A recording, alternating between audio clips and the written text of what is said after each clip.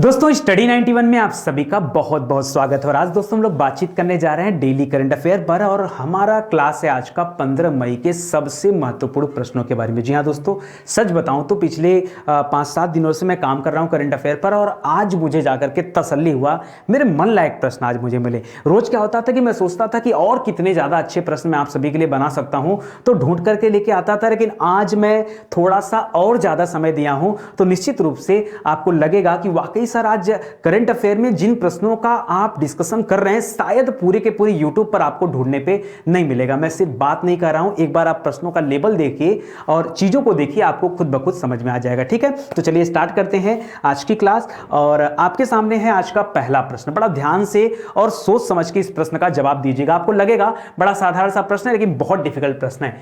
लिख रहा है, कोविड-19 के दौरान अनाथ हुए बच्चों को गोद लेने की अपील करने वाली सोशल मीडिया पोस्ट गैर कानूनी है। दोस्तों सिंपल सी बात बता रहा हूं, मुद्दा क्या है।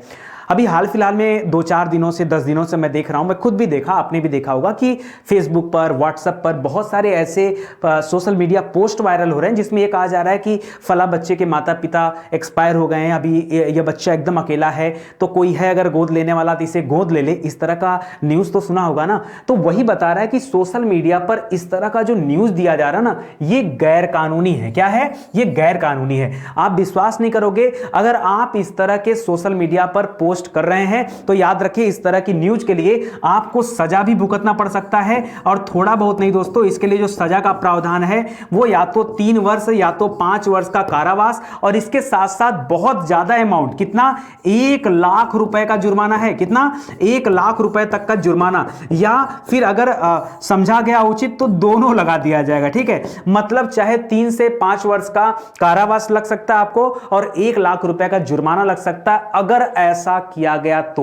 ठीक है, तो याद रखिए बहुत डिफिकल्ट चीज आ गई आपके सामने कि कोविड-19 के दौरान अगर इस तरह की पोस्ट वायरल हो रही है तो इससे जो भी जुड़ा होगा वो जो है गैर कानूनी मान जाएगा। और किस अधिनियम में इसके बारे में बताया गया, लिख रहा है किशोर न्याय अधिनियम जो कि आया था 2015 में, साइबर अधिनियम सन 2000 में आया था, सूचना का अधिकार अधिनियम 2005 में आया था, लैंगिक अपराधों से बालकों का संरक्षण अधिनियम ये आया था 2012 में। आपको बताना दोस्तों ये किससे संबंधित है। ठीक है, आप विश्वास नहीं करोगे, मेरी एक मूल विधि की क्लास लॉन्च हुई है क्योंकि अभी यूपीएसआई का एग्जाम चल रहा है और मूल विधि की स्पेशल क्लास मैं खुद ले रहा हूं, तो यूपीएसआई के बैच में भी ले रहा हूं और मूल विधि का एक इंडिविजुअल क्लास भी लॉन्च हुआ केवल 499 रुपए का, जिसमें इस तरह से कुल 25 एक्ट के बारे में आपको बताने वाला हूं, 25 अधिनियम के बारे में आपको पढ़ाने वाला हूं केवल और केवल 499 का कोर्स है। कोई जबरदस्ती नहीं है, आप चाहो तो ले सकते हो, ये सब हमारे विषय में आएंगे। ठीक है, तो याद रखें दोस्तों ये जो सोशल मीडिया पोस्ट है ये आता है किससे संबंधित है, तो इसका सही उत्तर है किशोर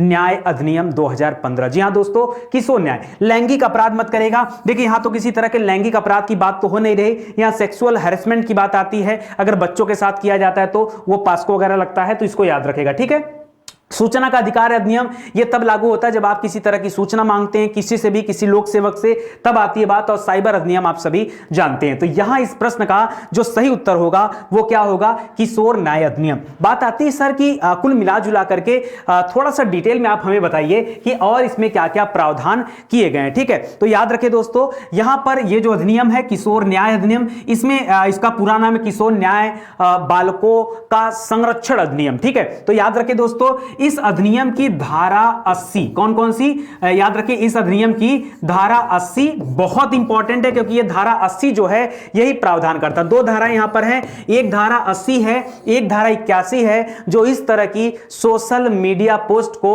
गैर कानूनी करार देता है। अब आप कहोगे सर कि क्या होगा अगर इस तरह के सोशल मीडिया पोस्ट ना किए जाएं, तो आखिर में उस बच्चे की जिम्मेदारी कौन लेगा। हां, अब आ गए आप अच्छे प्रश्न पूछने के लिए कि अगर सोशल मीडिया पे ना डाला जाए तो इसकी जिम्मेदारी कौन लेने वाला है। तो याद रखें दोस्तों यह अधिनियम कहता है, इसके बारे में पूरा प्रावधान बताया। यह अधिनियम कहता है कि पहले तो 80-81 के अनुसार जान लो कि सोशल मीडिया पोस्ट गैर कानूनी है।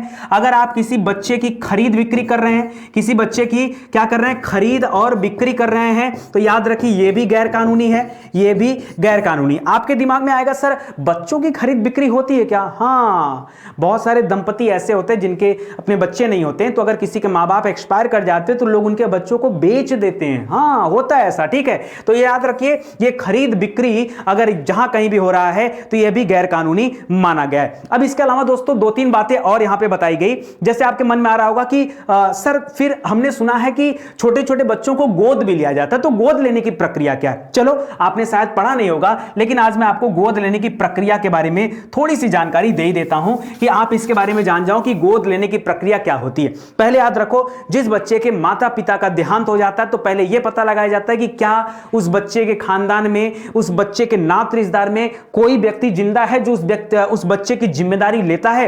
अगर जिंदा है तो उसे सौंप दिया जाता है कानूनी तरीके से। लेकिन अगर कोई नहीं है तो याद रखिए, कुल मिलाजुला के हमारे देश में 4 ऐसी एजेंसियां हैं जो इससे संबंधित कार्य करती हैं। कितनी एजेंसियां हैं? 4 एजेंसियां हैं, जिसमें से आपने नाम सुना होगा चाइल्ड लाइन का नाम सुना है कि नहीं?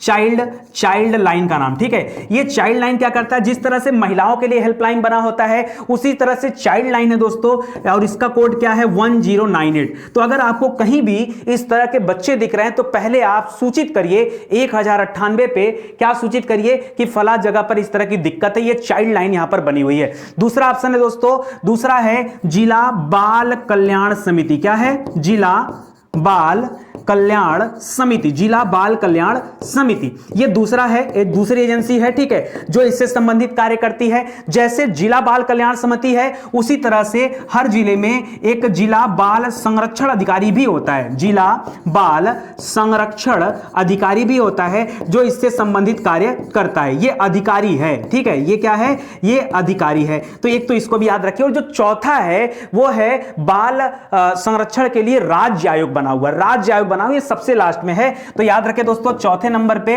बाल संरक्षण के लिए राज्य आयोग, राज्य आयोग। तो ये वो 4 संस्थाएं दोस्तों जो इस बच्चे की जिम्मेदारी लेती हैं। अगर इस बच्चे का कोई भी अभिभावक, कोई भी गार्जियन नहीं है तो याद रखिए इसका अभिभावक कौन माना जाएगा?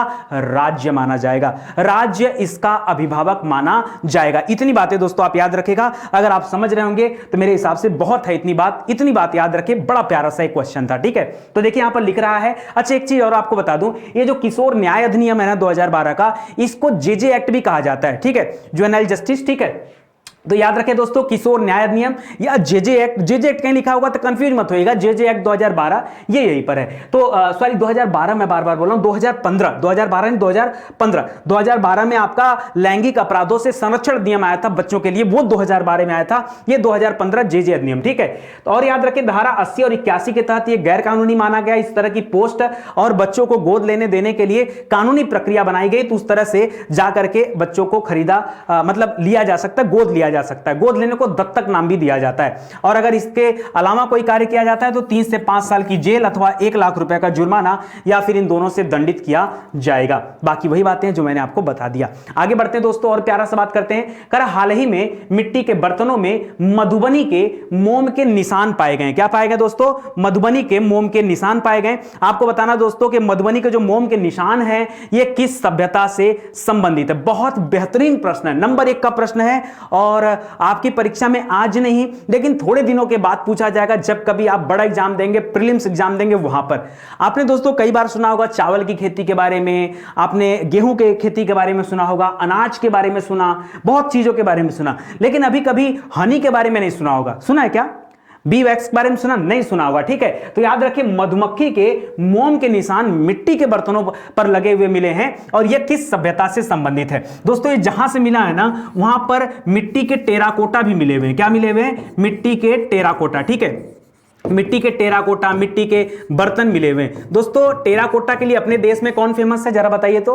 अभी हाल फिलहाल में आपने पढ़ा होगा, मैंने खुद पढ़ा है, आपको याद भी होगा कि टेराकोटा की आकृतियों के लिए दोस्तों गोरखपुर को जो है चुना गया और गोरखपुर में सबसे ज्यादा होता है और गोरखपुर को जीआई टैग भी दिया गया है, ठीक है। तो टेराकोटा से संबंधित है, इसको भी याद रखेगा। तो ये वाला जो स्थान था, ये वाली जो सभ्यता थी, वहां भी मिट्टी के बर्तन मिले और उस सभ्यता का नाम क्या? अरे यही तो सीक्रेट मेरे भाई।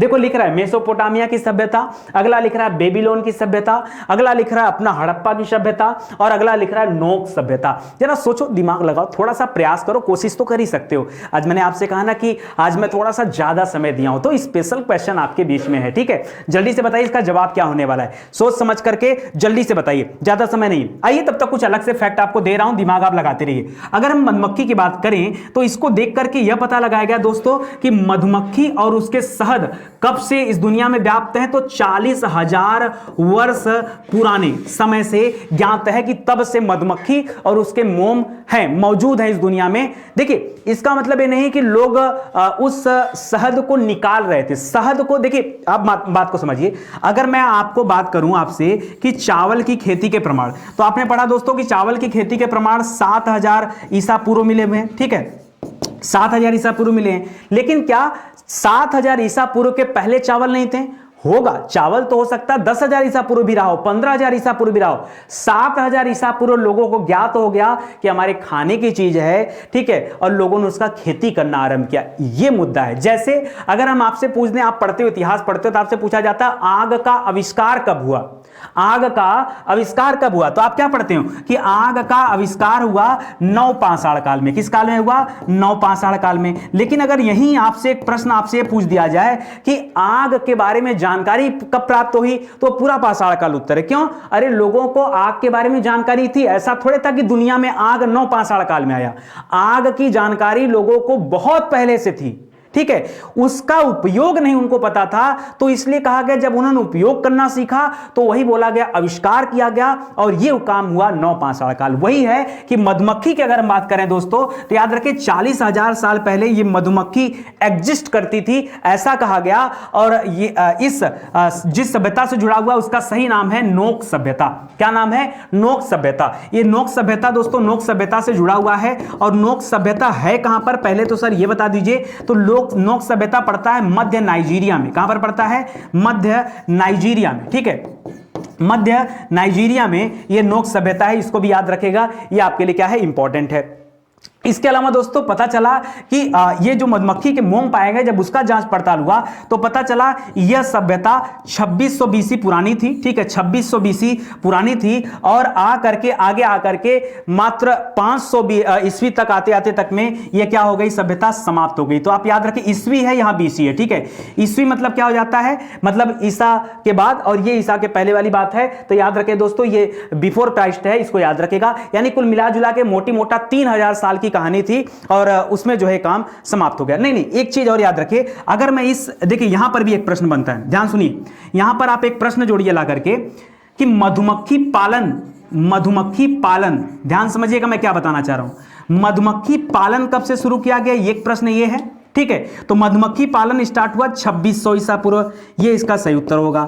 मधुमक्खी के बारे में जानकारी या उसके उत्पादों के बारे में जानकारी, मतलब ये कब से था, तो याद रखिए 40,000 वर्ष पुराना माना जाता है, ठीक है, मधुमक्खी के बारे में। इसके अलावा दोस्तों अगला था जानकारी इन द सेंस कि दुनिया में एग्जिस्ट करते थे।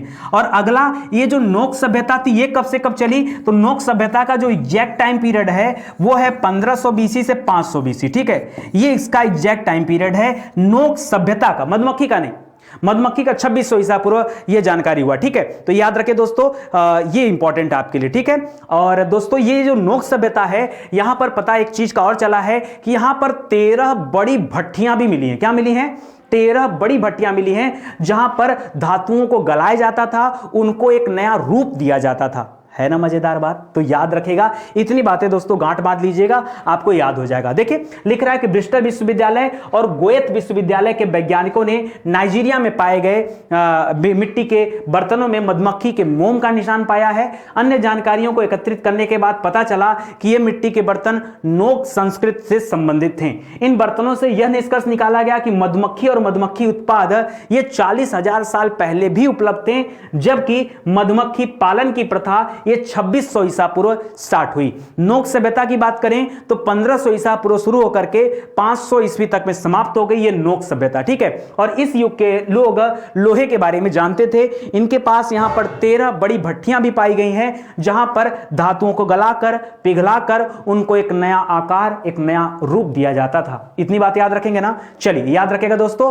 और इसी के साथ दोस्तों हम लोग बढ़ते हैं आगे के प्रश्नों पर और अच्छे अच्छे प्रश्न पढ़ते हैं। चलिए अगला प्रश्न दोस्तों आपका दिल जीत लेने वाला। यह प्रश्न सच बताऊं मुझे पढ़ करके मतलब तसल्ली हो गई कि कितनी गजब की बात है। देखिए करंट अफेयर पढ़ने के बाद आपको ऐसा फील होना चाहिए यार मैं दुनिया में कुछ जान रहा हूं। जैसे आप 2 घंटा समाचार देखो और अगले दिन सोचो कि मैंने समाचार में क्या देखा, आपको लगेगा यार कुछ समझ में नहीं आ रहा है। इसको करंट अफेयर थोड़ी बोलते हैं, इसको करंट अफेयर नहीं बोलते। करंट अफेयर का मतलब क्या होता है? करंट अफेयर्स का मतलब होता है कि दुनिया में जो घटनाएं घटित हो रही हैं, जो कुछ हो रहा है उसके बारे में पूर्णतः आपको ज्ञान है और ऐसा ज्ञान है कि आप उस मुद्दे के बारे में बातचीत कर सकते हैं। यह होता है करंट अफेयर का मतलब। आगे देखिए, कर असम के मछुआरे समुदाय से संबंधित है। एक्चुअली मैं इस प्रश्न को बनाते समय बड़ा दिमाग लगाया कि मैं आपसे पूछूं कैसे। चलो मैं आपको पूरी कहानी सुनाता हूं। जब आज मैं प्रश्न पढ़ा तो मुझे खुद समझ में नहीं आ रहा था कि एक्चुअली में यह कहना क्या चाह रहा है। दोस्तों कहानी पूरी सुनाता हूं, बहुत मजेदार कहानी है। कहानी थी दोस्तों असम की, ठीक है। और असम में दोस्तों आपने नाम सुना होगा दीपोर बिल का। नाम सुना है क्या? नहीं सुना है? अगर नहीं सुना है तो एक बार गूगल सर्च कर लीजिए। ये दीपोर बिल है, ठीक है। दीपोर बिल एक तरह से देखा जाए तो वेटलैंड है, ठीक है। क्या है? वेटलैंड क्षेत्र में आता है, ठीक है। इसको जो है दोस्तों रामसर भूमि के तहत भी शामिल किया गया था। रामसर की आर्द्र भूमि के बारे में आपने जानते होंगे, ठीक है। रामसर, ठीक है। तो याद रखिए सन 2002 में इसको ऐड किया गया था। खैर ये सब बात की बातें। अब ये दीपोर बिल जो है दोस्तों, ये एक तरह से मान लो कि असम एक बहुत बड़ा तालाब है, ठीक है। अब तालाब है तो जाहिर सी बात है उस तालाब में बहुत सारे मछुआरे क्या करते होंगे? मछलियां मारते होंगे। उस तालाब के आसपास जो गांव है ना, वहां पर लोगों का जो स्थानीय पेशा है, ज्यादातर लोगों का पेशा है मछली मारना। क्यों? क्योंकि वही एक व्यापार का स्रोत है। अरे जाहिर सी बात है जहां पर नारियल की खेती होगी वहां पर नारियल तोड़ा जाएगा, जहां पर काजू की होगी वहां पर काजू संबंधित बातें होगी, जहां पर चाय की खेती होगी वहां चाय संबंधी बातें होगी। सिंपल सी बात है ना। तो अगर यहां पर कोई झील है बड़ी सी और वेटलैंड है तो वहां पर क्या होगा? जाहिर सी बात है कि मछुआरे समुदाय के लोग ज्यादा होंगे। तो यहां पर क्या हुआ कि ये जो वेटलैंड था इसमें आपने आपके अपने आसपास, घर के आसपास भी कुछ ऐसे तालाब देखे होंगे जिसके ऊपर जलकुंभियां होती हैं। और ये जलकुंभियां क्या होती हैं? ये जलकुंभियां इतनी खतरनाक पादप होती हैं कि ये जब एक बार फैलना शुरू हो जाती हैं तो ये रुकती ही नहीं है, ठीक है। और पूरा का पूरा तालाब ऐसे हरा हरा क्या हो जाता है? भर जाता है, ठीक है। और इन जलकुंभियों की वजह से अब इसमें उतर करके नाव चलाना, मछली मारना बहुत डिफिकल्ट हो जाता है। आप अगर नॉर्मल शायद कोई तालाब हो, झील हो, पोखरी हो तो उसमें कूद सकते हैं, लेकिन जहां पर जलकुंभी होती है आप खुद नहीं जानते। क्यों? क्योंकि आप उसमें जाकर के फंस सकते हैं, आपकी जान जा सकती है। और पूरे दुनिया में जितने भी जलाशय इस तरह के हैं उन हर जगह पर इस तरह के जलकुंभी पाए जाते हैं। तो एक तरह से दीपोर बिल जो है इसका ज्यादातर हिस्सा जो है धीरे धीरे ढकते हुए चला जा रहा है जलकुंभियों से। और इसकी वजह से लोगों की जो रोजी रोटी थी वो खत्म हो रही थी। समझ में नहीं आ रहा था लोगों को कि कैसे रोजगार मिले हमें, क्योंकि मछली मारना ही एक रोजगार था, वो भी समाप्त हो रहा था। तो आजीविका को लेकर के बड़े सारे सवाल खड़े हो रहे थे। लेकिन यहीं पर यहाँ की 6 बच्चियां थी, छात्राएं थी, ठीक है। 6 लड़कियां थी, युवतियां थी, ठीक है। इन 6 युवतियों ने कुछ ऐसा कारनामा किया कि आपको बिलीव नहीं होगा। इन 6 युवतियों ने क्या किया कि इसी जलकुंभी को लेकर के इससे एक क्या बनाया? इससे एक बायोडिग्रेडेबल योगा मैट बनाया। क्या बनाया? एक बायोडिग्रेडेबल योगा मैट। ये बायोडिग्रेडेबल योगा मैट क्या होता है दोस्तों? जो पूरी तरह से क्या हो? इन्वायरमेंट के हित में हो, ठीक है। उसको जो है वेस्ट ना हो, या अगर ये बायोडिग्रेडेबल जो योगा मैट है अगर ये कभी समाप्त भी होता है तो ये जमीन में जाकर के सड़ गल के बराबर हो जाएगा। ये कहीं भी प्रदूषण नहीं पैदा करेगा। यानी 100% बायोडिग्रेडेबल, 100% कंपोस्ट वाली सुविधा यहां पर थी। और इस जलकुंभी से उन्होंने एक कर दिखाया। और इसके बाद क्या हुआ? इसके बाद जो भारत की बहुत सारी एजेंसियां थी वो वहां पहुंच गई और इस काम को प्रमोट किया उन लोगों ने। और प्रमोट करके अब इस तरह के बायोडिग्रेडेबल योगा मैट पूरे दुनिया में बेचने का प्लान किया जा रहा है। यानी जो जलकुंभी उनके रोजगार को समाप्त कर रही थी, आज वही जलकुंभी से उनको एक नया रोजगार मिल गया। बताओ कितना प्यारा बात हो गया है कि नहीं। तो याद रखिए दोस्तों, बड़ा प्यारा सा प्रश्न है और इसका सही उत्तर हो जाएगा बायोडिग्रेडेबल योगा मैट। वैसे लोग मछुआरे समझेंगे, कोई मछुआरा मछली बांधने जा रहा तो हो सकता है कोई नया द्वीप खोज दिया हो, या कछुए की कोई नई प्रजाति मिल गई हो, या खोजते खोजते उसको कहीं लुप्त नदी के बारे में जानकारी मिल गई हो। अरे सब बेकार के ऑप्शन में जानबूझकर बनाया था, परेशान हो जाओ, ठीक है। तो याद रखिए यहां पर ऑप्शन नंबर 3 जो है वो आपका सही हो जाएगा, ठीक है। देखिए लिखा भी है। अच्छा, इसका एक और भी नाम दिया गया दोस्तों, मूरहेन योगा मैट। ये बायोडिग्रेडेबल योगा मैट का एक और नाम है मूरहेन योगा मैट। करा इसे मूरहेन योगा मैट भी कहा जाता है। इसका यह नाम कामासोराई दीपोर बिल वन्यजीव अभयारण्य में पाए जाने वाले एक पक्षी के नाम पर रखा गया है, ठीक है। और आगे देखिए, करा यह हाथ से बुनी हुई 100% बायोडिग्रेडेबल और जलकुंभी से विकसित 100% कंपोस्टेबल मैट है। ऐसा माना जाता है कि योगा मैट झीलों के जलकुंभी के खतरे से बचा सकता है। अच्छा एक बात बताएं, कभी कभी आपके दिमाग में भी आता होगा कि सर जलकुंभी कैसे खतरा है, जलकुंभी कैसे खतरा। मान लो दोस्तों, मान लो एक तालाब है, उस तालाब के अंदर मान लो 1000 मछलियां हैं, 200 कछुए हैं, ऐसे मान लो अलग अलग जीव जंतु निवास करते हैं, ठीक है। अब जाहिर सी बात है उन जीव जंतुओं को भी प्रकाश की जरूरत पड़ती है, सूर्य की रोशनी की जरूरत पड़ती है, ठीक है। पानी के अंदर भी तो रोशनी जाती है, या ऑक्सीजन की जरूरत पड़ती है। अगर ऊपर से जलकुंभी इन्हें ढक लेते हैं तो याद रखिए वो तो प्रकाश को न तो अंदर जाने देते हैं, न अंदर की चीजों को बाहर आने देते हैं, वहां पे ऑक्सीजन के अवरोधक के रूप में काम करते हैं। इस तरह से देखा जाए तो पानी के अंदर रहने वाले जो जीव हैं उनके ऊपर एक गंभीर खतरा उमड़ जाता है, ठीक है। तो ये बड़ी बात है, इसको आप ध्यान से समझिए, ठीक है। ये आपका समझ में आ गया। करा कि लड़कियां गुवाहाटी के दक्षिण पश्चिम में एक अस्थाई मीठे पानी की झील दीपोर बिल के किनारे रहने वाली मछली पकड़ने वाले समुदाय से संबंधित हैं और उन लोगों ने यह बनाया है, ठीक है। चलिए ये सब बात तो हो गया। झील मछली पकड़ने के समुदाय के 9 गांवों के लिए आजीविका का एक स्रोत रहा है और जलकुंभी के अत्यधिक विकास और संचय से ये सभी लोग पीड़ित थे। लेकिन अब इन्हीं से क्या मिल गया, एक रोजगार मिल गया। लिख रहा विज्ञान और प्रौद्योगिकी विभाग और भारत सरकार के तहत एक स्वायत्त निकाय के रूप में ये काम कर रहे थे और इन्होंने जो है हस्तक्षेप करना शुरू किया और इसका जो है प्रमोशन उन्होंने दिल खोलकर शुरू किया और अब एक जो है ये काफी बड़े स्तर पर इसका प्रचार प्रसार किया जाएगा। चलिए आगे आते हैं। यह भी एक प्यारा सा प्रश्न है। कह रहा हाल ही में हार्टबीट बिल किसने लागू किया। सर बहुत बिल हम लोगों ने पढ़ा। बिल इन द सेंस क्या होता है, विधेयक। आपको पता होगा कि जब कोई विधेयक पारित किया जाता है तो उसे संसद के दोनों समक्ष के प्रस्तुत करना पड़ता है। लोकसभा राज्यसभा में पास होना चाहिए, ठीक है। अगर धन विधेयक है तो राज्यसभा की कोई बात नहीं है, 14 दिन में अगर वो पास आउट नहीं किए तो भी पास मान लिया जाएगा, कोई दिक्कत नहीं है। लेकिन अगर कोई अन्य बिल है तो लोकसभा पास कराइए, राज्यसभा पास कराइए, उसके बाद राष्ट्रपति सिग्नेचर करता है, तब जाके वह बिल क्या बनता है, अधिनियम बनता है। जब तक वो बिल रहता है तब तक उसको विधेयक नाम दिया जाता है, जैसे वो साइन हो जाता है वो अब एक्ट बन जाता है, अधिनियम बन जाता है। यहां पे दोस्तों एक नया बिल आया है जिसका नाम है हार्टबीट बिल। कह रहा है ये किस देश से संबंधित है, पहले ये बताइए। हार्टबीट बिल क्या ये भारत से संबंधित है, क्या ये अमेरिका से संबंधित है, क्या ये इजराइल से संबंधित है, या इसको यूएन ने बनाया। एक्चुअली में ये बिल है क्या, पता नहीं, इसके बारे में क्या दिया होगा समझ में नहीं आ रहा है, लेकिन कुछ ना कुछ बात तो होगी यहां पे। जरा एक बार कल्पना करो। अब देखिए हम बताएं आपके दिमाग में क्या चल रहा होगा। आपके दिमाग में चल रहा होगा दोस्तों कि हो सकता हो कि इजराइल ने बनाया हो। क्यों इजराइल ने बनाया हो, क्योंकि आपने पढ़ा अभी कल ही कि इजराइल और फिलिस्तीन के बीच में लड़ाई चल रही है और इजराइल जो है अपने बचाव के लिए बहुत सारे इस तरह के कारनामे कर रहा हो सकता कोई बिल पास कर दिया हो। या आपके दिमाग में यह भी आ रहा होगा कि हो सकता फिलिस्तीन ने बिल पास कर दिया हो, या आपके दिमाग में यह आ रहा हो कि इस लड़ाई को रोकने के लिए संयुक्त राष्ट्र ने पास कर दिया और ये तो सही भी हो सकता है, ठीक है। या आपके दिमाग में आ रहा हो कि यार कौन जाए इतना दूर, इतना कोविड वेट चल रहा, हो सकता भारत ने कोई बिल ला दिया हो। अभी ब्लैक फंगस आ गया, कोविड-19 है, तमाम तरह की चीजें। सही बताऊं ना, आपने जितना सोचा सब बेकार सोचा, कोई उत्तर यहां पे नहीं है, ये तीनों नहीं है। सही बात क्या है दोस्तों, ये हार्टबीट बिल जो है ये अमेरिका से संबंधित है। अब आपके मन में एक सवाल आना शुरू हो गया, सर इतना सोचा सब गलत सोचा, आप बता रहे हैं कि अमेरिका होगा। सर पहले इस बिल के बारे में बताओ। भैया वही तो मैं भी बोल रहा था कि बाहर की जो परिस्थितियां उसके बारे में ना पढ़ के आप बिल के बारे में पढ़ लो तो आपको समझ में आ जाएगा कि एक्चुअली में ये बिल क्या है, ठीक है। तो दोस्तों यहां पर एक चीज और बताएं कि यहां पर अमेरिका ने तो इस बिल को पारित कर दिया, लेकिन अमेरिका की जो सर्वोच्च न्यायालय है उस सर्वोच्च न्यायालय ने क्या किया, इस बिल को असंवैधानिक घोषित कर दिया, ठीक है।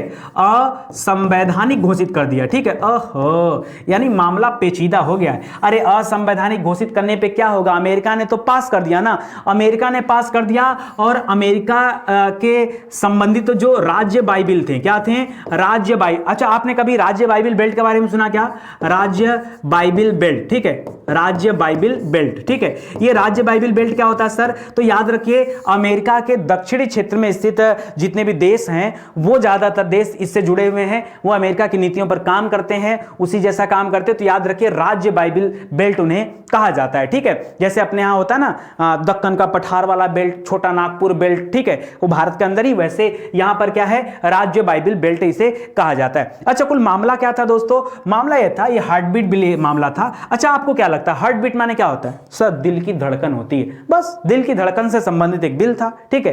क्या था सर? प्यार वार का चक्कर तो नहीं है? नहीं यार, प्यार वार का चक्कर नहीं है। मुद्दा सुनो, बड़ा ध्यान सुनना, मजाक मत करना नहीं तो याद नहीं होगा। हार्ट बीट बिल कहता है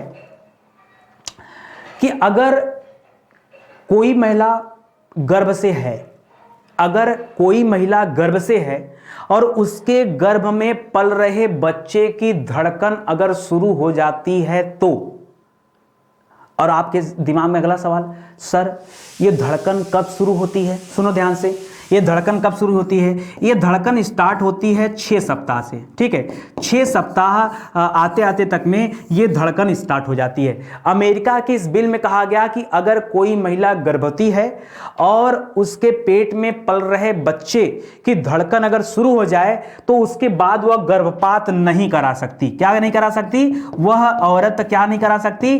गर्भपात नहीं करा सकती। गर्भपात माने क्या होता है? गर्भपात का मतलब होता है दोस्तों कि वह बच्चा गिरा नहीं सकती। अगर वह ऐसा करती है या उसके परिवार के लोग ऐसा करते हैं तो यह गैर कानूनी माना जाएगा, और इसी के बारे में यहां पर बताया गया। इसी को लेकर के लोग वहां पर क्या कर रहे हैं? विद्रोह कर रहे हैं, और इसीलिए वहां की जो अमेरिका की जो सर्वोच्च न्यायालय है उसने भी इस बिल को असंवैधानिक करार दे दिया।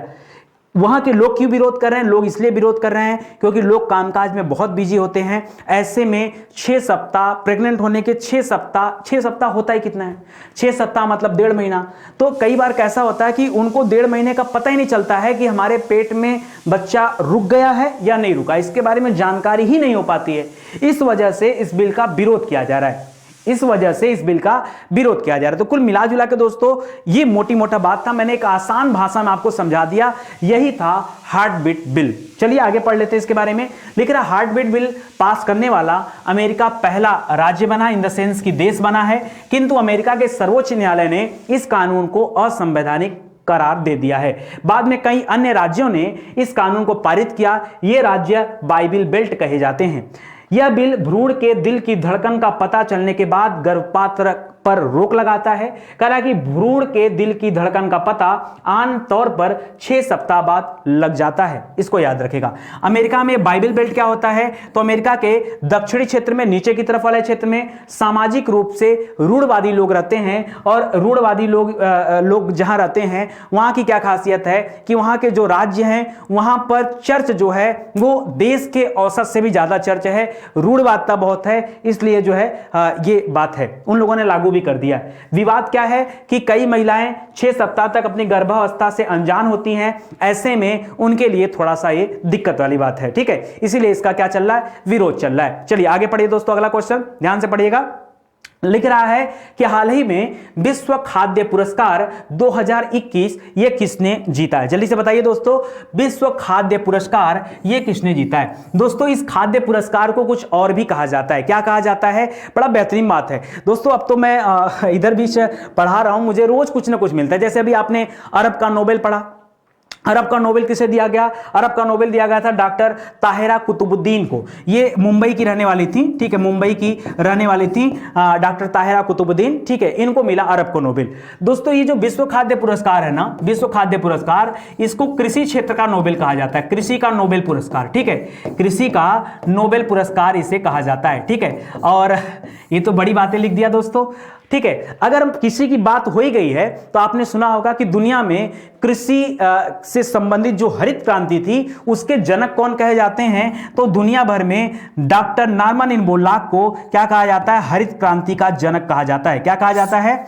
हरित क्रांति का जनक कहा जाता है, हरित क्रांति का जनक, ठीक है। लेकिन अगर हम यही प्रश्न कहें भारत में, तो याद रखें भारत में एमएस स्वामीनाथन को जनक माना जाता है। भारत में हरित क्रांति के जनक कौन है? डॉक्टर एमएस स्वामीनाथन जी हैं। और और तो और बात बताऊं, ये जो विश्व खाद्य पुरस्कार 2021 है, अगर इसी पुरस्कार की बात कर लें तो भारत में पहला विश्व खाद्य पुरस्कार किसने जीता था? याद रखेगा, एमएस स्वामीनाथन जी ने जीता था। ठीक है, यह पुरस्कार एमएस स्वामीनाथन जी ने जीता था। कब जीता था? तो 1987 में जीता था। कब जीता था? 1987 में डॉक्टर एमएस स्वामीनाथन जी ने यह विश्व खाद्य पुरस्कार जीता था। ठीक है, अब जाहिर सी बात है कि 3 उत्तर तो आपने ऐसे ही छांट के अलग कर लिया, तो यहां सही उत्तर हो जाएगा डॉक्टर शकुंतला हरक सिंह।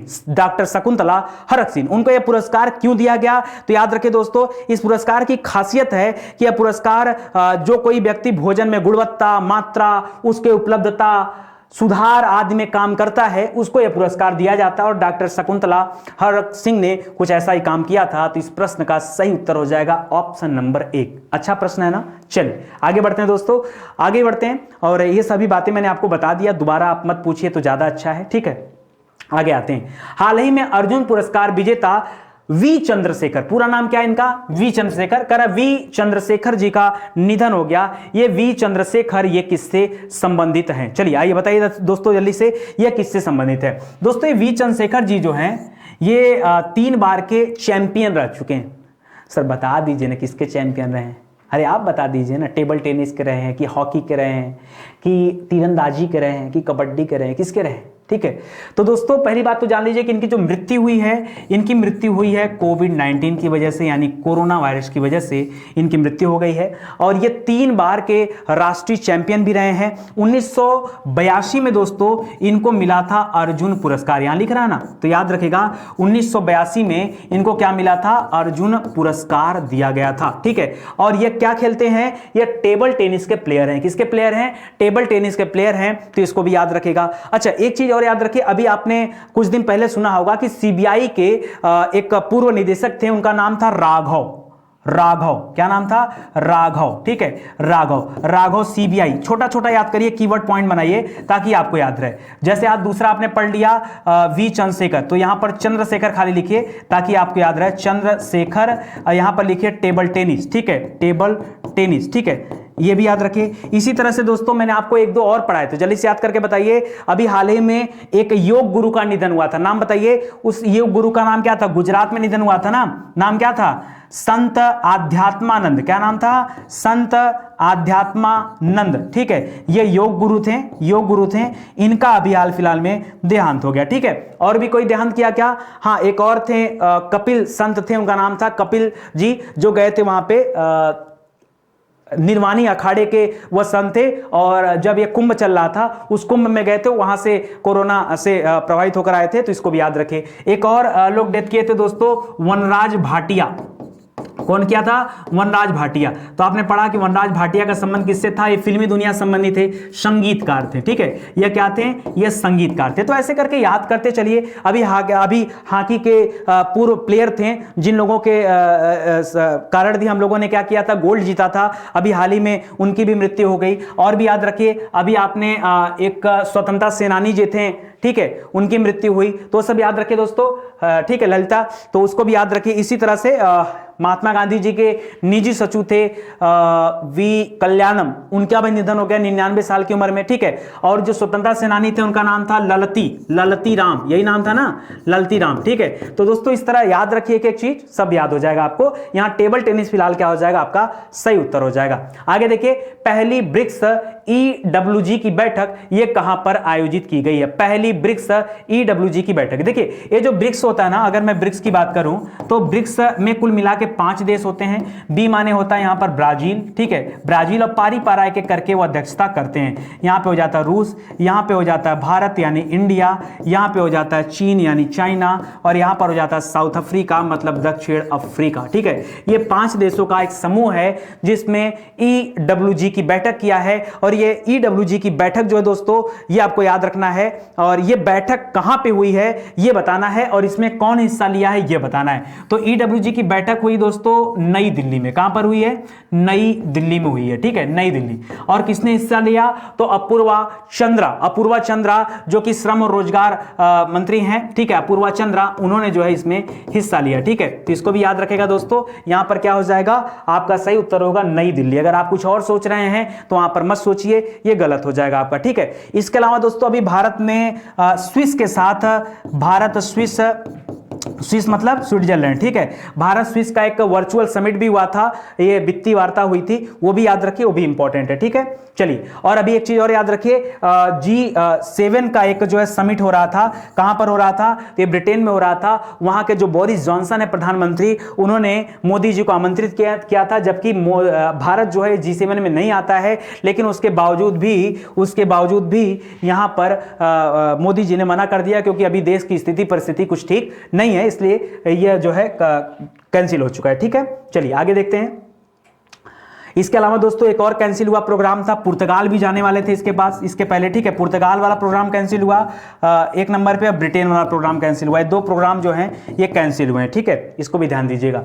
करा 2021 में आने वाले पहले चक्रवात तौकते चक्रवात, ये किस सागर में आया दोस्तों, तो आपने पढ़ा होगा तौकते चक्रवात, नहीं जानते हैं ना, नहीं जानते, चलिए कोई बात नहीं, नहीं जानते तो कोई बात नहीं, मैं आपको बता देता हूं। ये जो तौकते चक्रवात है दोस्तों, ये आया है अरब सागर में, ठीक है, अरब सागर में आ गया है चक्रवात, और इस चक्रवात की वजह से केरल ने अपने राज्य में रेड अलर्ट भी घोषित कर दिया। क्या कर दिया, रेड अलर्ट भी घोषित कर दिया, ठीक है, रेड अलर्ट आ चुका है। इसके अलावा दोस्तों एक प्रश्न भी पूछता है कि ये तौकते चक्रवात जो है, इसका नामकरण किसने किया है। बहुत बार दोस्तों आपसे परीक्षा में प्रश्न पूछता है कि इस चक्रवात का नामकरण जो है किसने किया है, तो याद रखें दोस्तों, यह नामकरण किया गया है म्यांमार की तरफ से। किसकी तरफ से, म्यांमार की तरफ से नामकरण किया गया है, यह भी याद रखेगा। एक प्रश्न और याद रखेगा, अभी केरल में चुनाव हुआ था तो रिजल्ट आया, तो वहां से एक बार फिर सरकार बनी है लेफ्ट की, जिसमें मुख्यमंत्री चुने गए हैं पिनरई विजयन, ठीक है, पहले भी यही थे, अभी भी यही है, पिनरई विजयन ही है,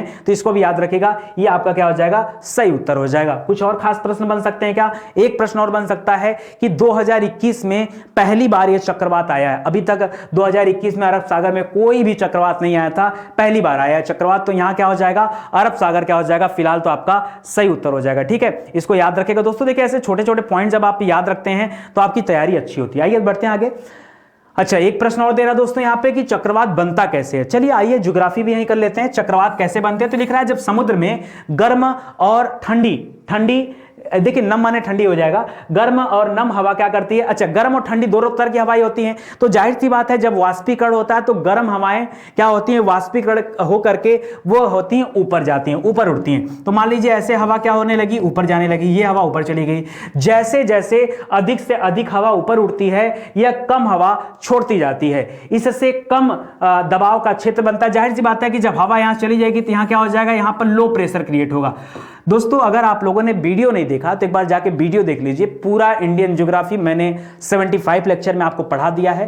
वर्ल्ड ज्योग्राफी में भी काफी सारे लेक्चर कवर किए गए जहां आपको ये सब पढ़ाया गया, याद कराया गया। आप जाइए एक बार पढ़िए, तबीयत खुश हो जाएगी आपकी, ठीक है। तो याद रखिए यहां पर कम वायुदाब का क्षेत्र बनता है। इस क्षेत्र के चारों ओर जब दबाव कभी अधिक हो जाता है, अगर मान लीजिए यहां लो प्रेशर बन गया और बगल बगल हाई प्रेशर हो गया, हर तरफ क्या हो गया है, हाई प्रेशर हो गया है, अगर इस तरह की कंडीशन बनती है तो इसके आसपास से हवा कम वाले दबाव वाले क्षेत्र की तरफ बढ़ती है, क्योंकि हम लोग जानते हैं कि हाई प्रेशर से हवाएं किधर तरफ चलती हैं, लो प्रेशर की तरफ चढ़ती हैं, यानी उच्च वायुदाब से हवा निम्न वायुदाब की ओर चलती है, ठीक है। यह हवाओं की खासियत होती है, ठीक है, तो इसको याद रखिएगा।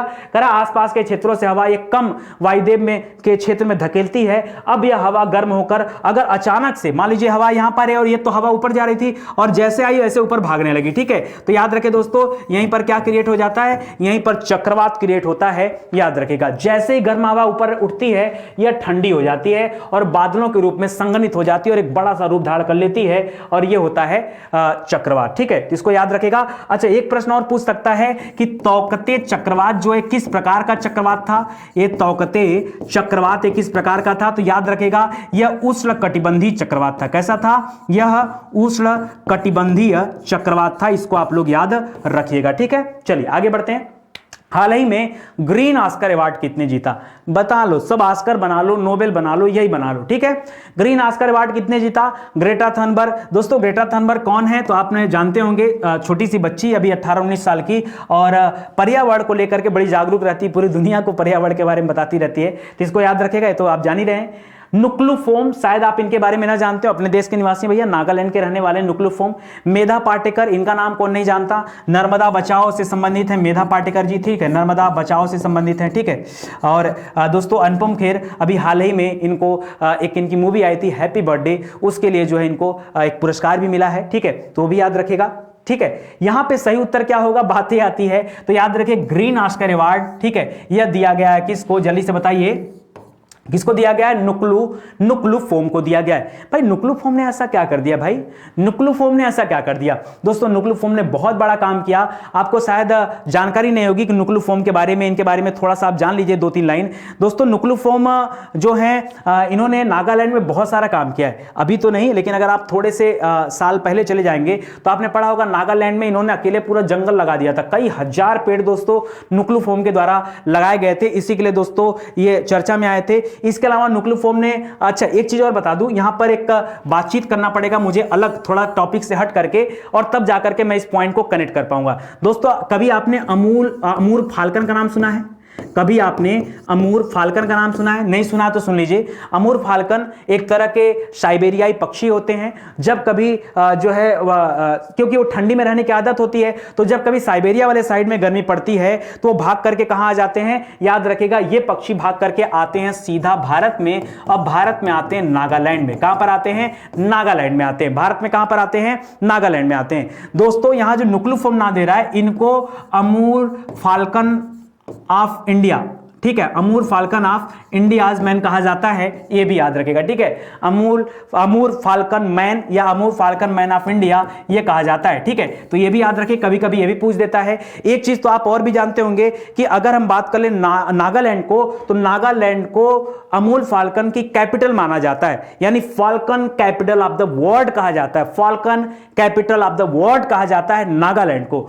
वहीं पर नुक्लुफोम को कहा जाता है अमूल फाल्कन, ठीक है, अमूल फाल्कन मैन या Amul falcon man of India भी नाम दिया जाता है, इसको याद रखेगा। अच्छा कुल मिला जुला के मुद्दा क्या है दोस्तों, तो याद रखें हर साल 14,000 से अधिक अमूल फाल्कन का शिकार भारत में होता है, और उसको बचाने के लिए बहुत संघर्षशील व्यक्ति हैं, पर्यावरण को बचाने के लिए बहुत संघर्षशील व्यक्ति हैं, इसीलिए इनको चुना गया है ग्रीन ऑस्कर अवार्ड के लिए। तो इसको याद रखेगा दोस्तों, नुक्लुफोम यहां पे क्या हो जाएगा, सही उत्तर हो जाएगा। बाकी की बातें दी हुई हैं, आप आके देख सकते हैं। लिख रहा आईसीसी टेस्ट रैंकिंग में पहला स्थान किसका है, जल्दी से सोच समझ के बताओ। देखो कुछ याद रहता नहीं रहता, लेकिन आपको क्रिकेट तो याद ही होगा, तो जल्दी से मुझे बताओ कि क्रिकेट में जो है किसका कौन सा स्थान मिला है, ठीक है, जल्दी से बताओ सोच के। भारत है, न्यूजीलैंड है, और इंग्लैंड है, और ऑस्ट्रेलिया, सब एक से बढ़कर के एक हैं, ठीक है, जल्दी से बताओ दोस्तों यहां पर सही क्या है, सोच समझ के इत्मीनान से बताओ, ठीक है।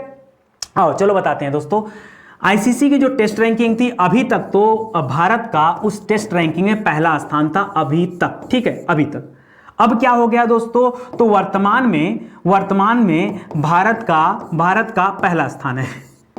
मैं जानबूझ के बोल रहा था कि कितने लोगों के दिमाग में न्यूजीलैंड आता है, ठीक है, वैसे न्यूजीलैंड बड़ा शानदार खेला है। याद रखें यहां पर अगर मैं पॉइंट्स की बात करें दोस्तों, तो भारत बहुत ज्यादा पॉइंट नहीं, भारत ने पाया कुल मिला जुला के 121 पॉइंट। वहीं पर जो न्यूजीलैंड देश था दोस्तों, उसको मिला कितना पॉइंट, देखिए न्यूजीलैंड को मिला 120 पॉइंट। तो याद रखें न्यूजीलैंड दूसरे स्थान पर बरकरार है, ठीक है। और अगर इंग्लैंड की बात करें और ऑस्ट्रेलिया की बात करें, तो दोस्तों अगर ऑस्ट्रेलिया की बात करें तो ऑस्ट्रेलिया ने पाया 100 कितना पॉइंट, 109 पॉइंट, 9 नहीं 108 पॉइंट, 109 कौन पाया, 109 पा गया इंग्लैंड। तो ऑस्ट्रेलिया हो गया चौथे नंबर पे और इंग्लैंड हो गया ये तीसरे नंबर पे, ठीक है, तीसरे नंबर पे। देखिए कंफ्यूज करने के लिए लिखा, मैं जान रहा था कि अभी आप बताओगे कि इंग्लैंड चौथे नंबर पे आया। तो याद रखें दोस्तों, पहला स्थान भारत का है 121 पॉइंट के साथ, न्यूजीलैंड का दूसरा स्थान है 120 पॉइंट के साथ, ऑस्ट्रेलिया का चौथा स्थान है 108 पॉइंट के साथ, और इंग्लैंड का तीसरा स्थान है 109 पॉइंट के साथ। तो ये चारों देशों का नाम दोस्तों आप याद रखिएगा, आपके लिए इंपॉर्टेंट है। तो याद रखिए पहले भी ये आईसीसी टेस्ट रैंकिंग में भारत पहला स्थान रखता था, और इस बार भी भारत पहले स्थान पर ही है, ठीक है। तो यहां पर दे गया आपके सामने, देखिए भारत, न्यूजीलैंड, इंग्लैंड और ऑस्ट्रेलिया। इसके बाद 5वें स्थान पे पाकिस्तान है, 6वें पे वेस्ट इंडीज है, 7वें पे दक्षिण अफ्रीका और 8वें पे श्रीलंका है। 9वें पे भी नोट कर सकते हैं, 9वें पे आपका बांग्लादेश है। 9वें पे कौन है, बांग्लादेश है। 10वें पे कौन है? तो 10वें पे जिम्बाब्वे। कौन है? जिम्बाब्वे। तो इसको याद रखेगा दोस्तों। इतनी सारी बातें हो गई। एक प्रश्न और करंट का दे रहा है कि भारतीय महिला क्रिकेट टीम के अभी हाल ही में कोच चुने गए हैं। कौन चुने गए? तो याद रखेगा रमेश पोवार जी चुने गए। रमेश पोवार जी जैसे कोच चुने गए, थोड़ा सा बवाल भी हुआ, एक विवाद वाली बात आ गई, क्योंकि महिला टीम की जो कप्तान रही हैं, ठीक है, नाम है मिताली राज, उनका कुछ विवाद चल रहा था इनसे, ठीक है, कुछ मामला था, ठीक है, उसको लेके पहले भी चर्चा में बने थे, बाद में इनको जो है बर्खास्त कर दिया गया था, लेकिन फिर से कोच बन के आ गए हैं, क्योंकि आगे लड़ाई जारी रहेगी। ठीक है, तो इसी के साथ दोस्तों आज का सेशन समाप्त हो रहा है। और याद रखिए स्टडी 91 से जुड़िए, फ्री ऑफ कॉस्ट आपको टेस्ट दिया जा रहा है, वीडियो दिया जा रहा है, पीडीएफ दिया जा रहा है। पीडीएफ तो अनलिमिटेड दिया जा रहा है। जिन्हें subject wise exam wise PDF चाहिए, एक बार आप एप्लीकेशन इंस्टॉल कर लो, वहां पर इतने पीडीएफ देने के प्लान चल रहे हैं। पीडीएफ आना शुरू हो गया, डेली कम से कम 10-10 पीडीएफ आपके लिए अपलोड किया जा रहा है जीएस विषय के। आप आइए और खूब पढ़िए दम लगाकर। ब्लॉग दिया जा रहा है और साथ ही साथ दिया जा रहा है वन लाइनर। ठीक है, वन लाइनर मतलब एक लाइन में सीधा उत्तर, फटाफट फटाफट, मतलब फटाफट आंसर करिए ताकि आपको चीजें याद हो जाए। क्यों? क्योंकि स्टडी 91 है तो सब पॉसिबल है। ठीक है, चलो आगे देखते हैं। एक लाइन और कहना चाहूंगा दोस्तों कि सपने वो नहीं होते जो आप सोते वक्त देखें, सपने वो होते हैं जो आपको सोने नहीं देते। ठीक है, तो जिन लोगों ने सपना देखा है, याद रखिए आपको चैन से सोना नहीं है, चैन से सोना है तो जाग जाइए। क्या डायलॉग है, अच्छा है। ठीक है, या आपने एक और डायलॉग सुना होगा इसी संबंधित कि सपने देखो, सपने देखने में कोई बुराई नहीं, लेकिन सपने हमेशा खुली आंखों से देखो, क्योंकि बंद आंखें के सपने सपने होते हैं, जो खुली आंखों के सपने होते हैं ना, अगर वो पूरा हो जाए तो क्या बात, क्या बात, क्या बात। चलिए आज का सेशन यहीं पे समाप्त होता है। मिलते हैं अगले वीडियो में इसी तरह के शानदार धमाकेदार लेक्चर के साथ। बस आप सभी का साथ बना रहेगा, प्यार बना रहेगा, तो याद रखें इस तरह के बेहतरीन मटेरियल मैं आपको लाके दूंगा जिसका कोई कंपेरिजन नहीं। आप यूट्यूब पे बिंदास हमारे सब्जेक्ट को लेकर के कहीं से भी कंपेयर कर लीजिए। देखिए स्टडी 91 बहुत छोटा सा चैनल और धीरे धीरे आप लोगों के सहयोग से ही आज इस स्थान पे पहुंच चुका है। यहां पर हम लोगों ने किसी तरह का कोई एडवर्टीजमेंट नहीं किया, हम लोगों ने फोकस किया सिर्फ बेस्ट कंटेंट पर, क्योंकि एक विद्यार्थी के लिए जरूरी क्या, एक विद्यार्थी के लिए जरूरी है कि उसको अच्छा कंटेंट मिले। अगर उसको अच्छा कंटेंट मिलेगा तो जाहिर सी बात है कि दम तो होगा सामने वाले में। ठीक है, तो बढ़िया से हमको काम करना और आपको बढ़िया से पढ़ाई करना, दोनों लोग मिल जाएं तो फिर बहुत मजा आने वाला है। ठीक है, चलिए आज की क्लास यहीं समाप्त होती है, मिलते हैं अगले लेक्चर में, तब तक के लिए धन्यवाद। जय हिंद, जय Bharat. Thank you so much.